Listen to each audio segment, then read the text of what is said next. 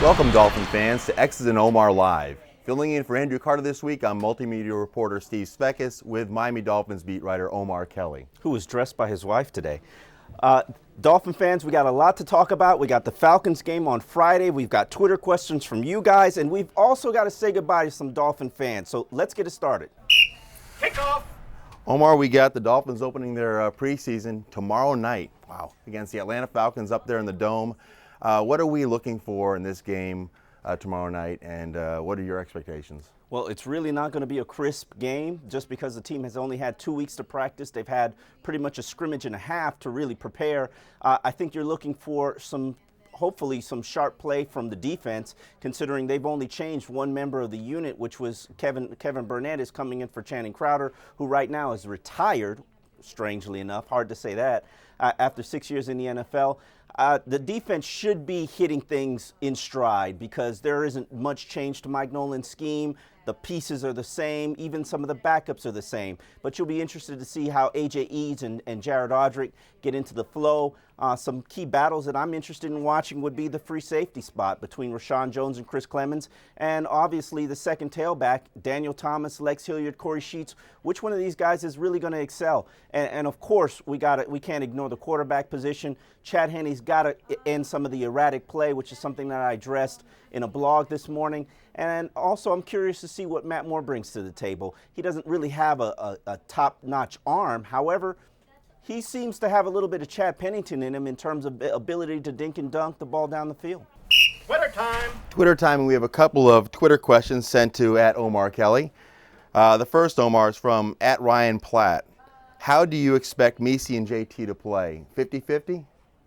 I don't know if they're going to be 50-50, but I would probably say about 60-40. From what I've seen in practice so far, Jason Taylor is part of the nickel, the dime, and the cover six package, which is really a quarter scheme where you see Sean Smith come in as safety. Jason Taylor is going to be used on pass rushing downs. He's still got a lot of moves. He's still got a lot of speed. It has been a little bit troubling to see Lyndon Murtha put him on his butt sometimes. However, Jason Taylor is still the NFL's active sacks leader, and I think he's probably forgotten more pass rushing moves that most defensive ends or outside linebackers have.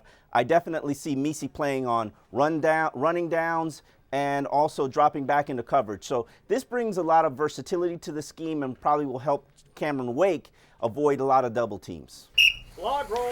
Omar, you mentioned the Henne blog post, but one that really was interesting this week was the Bodog.com coming out with an over-under for the Dolphins win total being 7.5. What's your thought on that?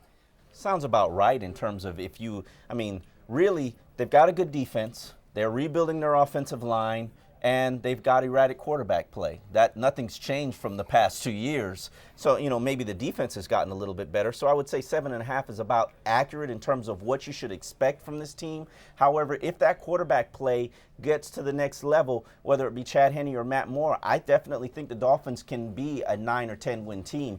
This team has talent. They've got offensive weaponry in Reggie Bush. They've got, a decent tight end in Anthony Fasano, or searching for a second tight end. They've got wide receivers. I got 3, and that doesn't even include Roberto Wallace and Clyde Gates. They have talent offensively. It's just a matter of getting the quarterback to make it all work. And I'm encouraged by what I've seen from the running game. I know a lot of people are upset that Ricky Williams and Ronnie Brown aren't here anymore. However, both of those guys have pretty much lost a step, and this team regime is interested in going younger and fresher. And I like what I've seen from Lex Hilliard and Corey Sheets and Daniel Thomas so far. And what about the Patriots at 11.5 and the Jets at 10?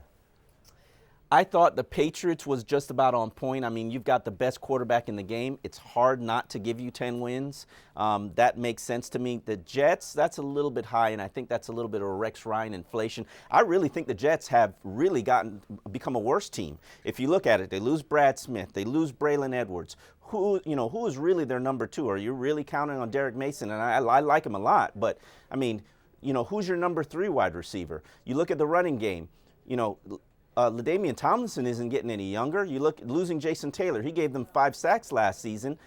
There are issues. The nose tackle. There are issues with this Jets team that nobody's really brought to the surface, and really it's going to be on the quarterback play to help it develop. 2-minute warning. Omar, we said goodbye to some Dolphin veterans this week in quick succession. It was Ronnie, then Ricky. Both ended up going to different teams, both on contenders now. And then Channing Crowder with a surprising retirement. A couple of quick hits on each one of these players. Well, I think Ronnie Brown's probably in a great home. I think he's a very good number 2 back. Dolphins have not liked Ronnie Brown since they got him here. Nick Saban wasn't really fond of him. Cam Cameron didn't like him at first. Eventually, he produced for him. And this regime had consistently tried to trade him for 2 years. Couldn't really find a taker, and eventually they just moved on. Now, the Philadelphia Eagles, I think that's a good spot for him. But I think Ricky Williams is probably in a better spot because right now he's the number 2 to Ray Rice, filling in Willis McGahee's old role. I'm very interested to see what he can do because he's still a pretty good inside the tackles effective runner. In terms of Channing Crowder's retirement, shocked me.